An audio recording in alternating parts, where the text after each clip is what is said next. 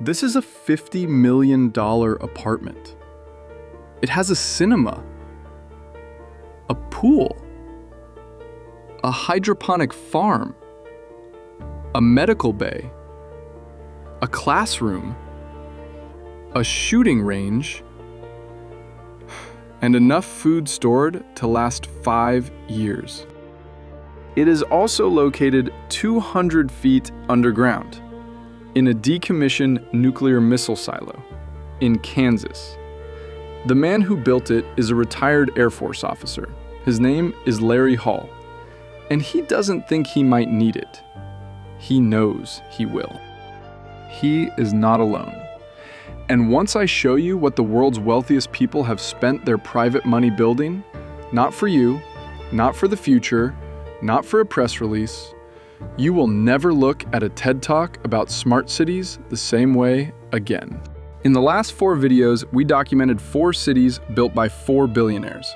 A $500 billion mirrored skyscraper in the Saudi desert, a surveillance campus disguised as a neighborhood, a philosopher king's attempt to fix capitalism, a ghost town now being rebranded as a tax haven.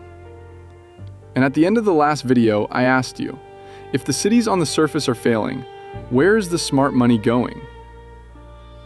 The answer is not another city. The answer is the opposite of a city. The answer is something they have tried very hard not to talk about in public. In 2008, Larry Hall paid $300,000 for an abandoned missile silo. The US Air Force had built it to survive a nuclear war. The walls are 9 feet of reinforced concrete. It can withstand a near-direct nuclear blast. Hall spent the next $20 million turning it into 15 floors of luxury residential apartments. Floor 1 is a mechanical level. Floor 2 is a fully stocked grocery store. Floor 3 is a medical bay. 7 floors are used for luxury apartments. The remaining floors are required for the classroom, library, bar, gym, cinema, and storage. Units sold for between $1.5 million and $3 million. They are all sold. There is a wait list. The buyers are not doomsday preppers. They are doctors, lawyers, former military officers, and executives from Fortune 500 companies. Hall will not share their names. The survival condo is the budget option. In the Bohemian countryside of the Czech Republic, there is a facility called the Oppidum.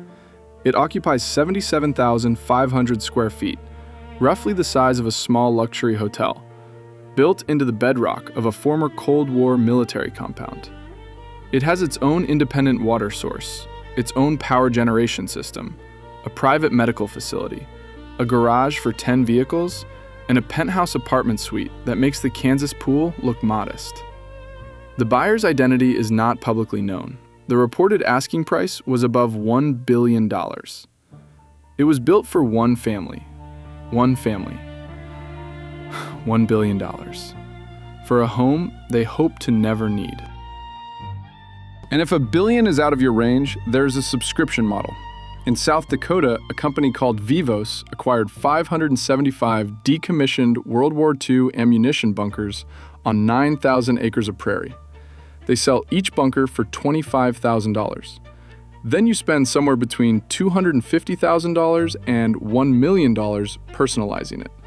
The site is called Vivos xPoint. It is positioned, and this is from their own marketing materials, far enough from every major US city to be outside the primary blast radius. Most units have sold. There is a community of 575 families who own a piece of ground in South Dakota that they intend to retreat to when the surface becomes uninhabitable. They are not hiding this. It is on their website. The most interesting exit strategy doesn't require concrete or blast doors. It requires a passport. Since 2016, American billionaires have been acquiring New Zealand citizenship and rural land at a rate that New Zealand's own parliament described in official debate as, quote, deeply concerning. Peter Thiel, PayPal founder, early Facebook investor, Palantir chairman, received New Zealand citizenship in 2011, a process that typically takes years. He was approved in 12 days. He has significant land holdings there. he has made no public statements about why. He is not alone.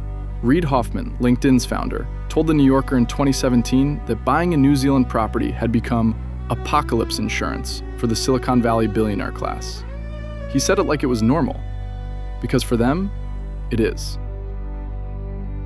And then there's the most expensive exit strategy ever conceived. It is not underground. It is pointed at Mars. When Elon Musk describes his SpaceX mission as making humanity a multi-planetary species, he is using the language of altruism. But the architecture of the plan is identical to every bunker on this list. Isolated, self-sufficient, defended, unreachable by the people left behind. The Kansas silo holds 75 families. The New Zealand compound holds 1. Mars, in Musk's design documents, holds a self-sustaining colony of 1 million people. The scale changes, the logic does not. Here is where I need you to stop thinking about eccentric billionaires and start thinking about market data. The private luxury survival industry, bunkers, remote compounds, hardened retreats, is now estimated at over $500 million annually. It has grown at approximately 30% year on year since 2020. Every smart city project on this channel has run over budget, missed its timeline, or been quietly scaled back. The bunker industry does not miss timelines, because the people paying for it will not accept delays. This industry does not run on paranoia. It runs on professional services. There are architecture firms that specialize exclusively in underground residential design. There are agronomists whose entire client base is hydroponic food systems for private bunkers. There are interior designers who have never designed a room above ground. There are security consultants who work only for private compound owners, not for governments, not for corporations, for individuals. These are not fringe operators. Many have backgrounds in military infrastructure, government facilities, and institutional construction. They left those jobs because the private sector pays better and the clients are more serious. The clients are more serious. Think about what that means.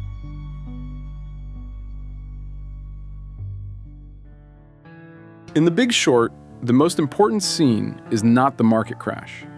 It is the moment Michael Burry sits alone reading mortgage-backed security prospectuses and realizes that the people selling these instruments to the public have never actually read what is inside them. This is that scene for smart cities. The people building Neom have bunkers in Switzerland. The people designing Woven City have property in rural New Zealand. The people raising money for Tolosa have hardened compounds in states you have never heard of. These are not two unrelated facts. If you genuinely believed the cities you were building would solve humanity's problems, why would you need an exit from humanity? So let me ask you the question this channel exists to ask. What does it mean when the man presenting the master plan for Neom, a city designed for 10 million people, has a private jet ready to leave the country within 2 hours of a phone call? What does it mean when the billionaire building Tolosa, a city where by design no single person can own the land, has a 50,000-acre ranch with an independent water supply registered in his wife's name? When Toyota builds a surveillance city for 2,000 resident volunteers, and not one of those volunteers is a Toyota board member? I think it means one of two things, and I want to be fair, so I will give you both. The charitable reading is this. These are rational, intelligent people managing existential risk. They believe in the cities they are building. They also know that complex systems fail. The bunker is insurance, the same way a billionaire with a private plane still buys travel insurance. It doesn't mean they expect to crash. That is a fair reading. The Neo-Civitas reading is this. They are not building cities. They are building control systems, surveillance infrastructure, data harvesting platforms, tax architecture dressed as urbanism. And they are building them for you, not for themselves, because they have already built theirs. It is just underground. Next time, I am going to show you the cities you already live in. London, Dubai, Singapore, Tokyo, Los Angeles, New York. I am going to take the same data the survival industry uses to decide which cities to exit: water stress, climate exposure, debt levels, surveillance infrastructure, housing cost trajectories, political stability scores. And I am going to tell you which ones the data says will still be viable places to live in 2040, and which ones the smart money has already quietly left. If you want to be there for that one, and based on everything we've covered, I think you do, subscribe. The algorithm will bury this. It always does. Subscribe is the only way to make sure you see it. I will see you in the next video.